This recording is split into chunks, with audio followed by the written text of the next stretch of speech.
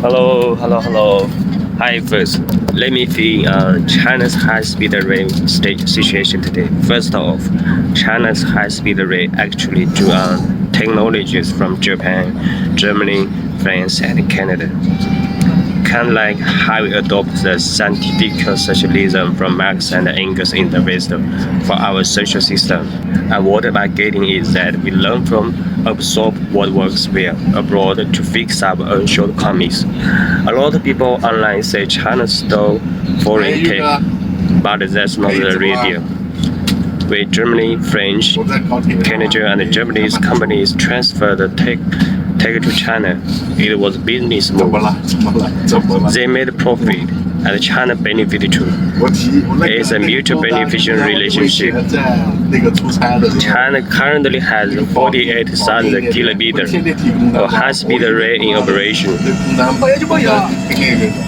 and the plan is to hit 70,000 kilometers by 2035. The fastest train go 350 kilometers per hour.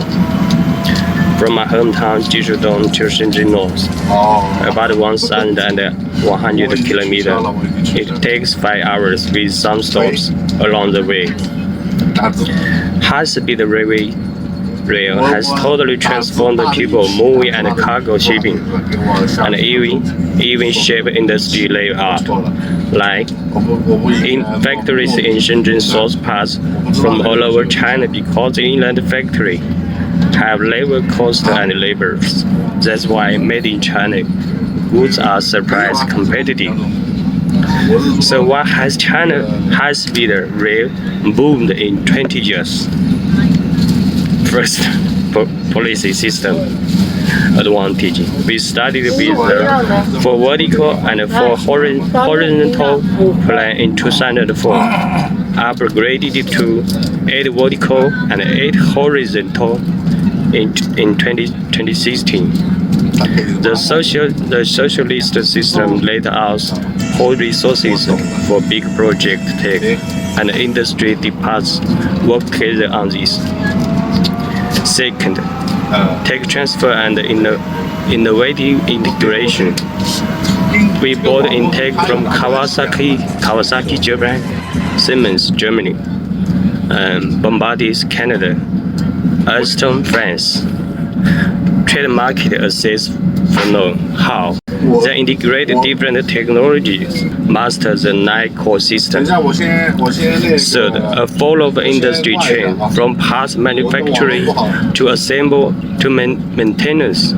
We got it all, keep chain safe and efficient. Fourth, the huge market with all of our people on the land. There's a massive demand for high-speed rail.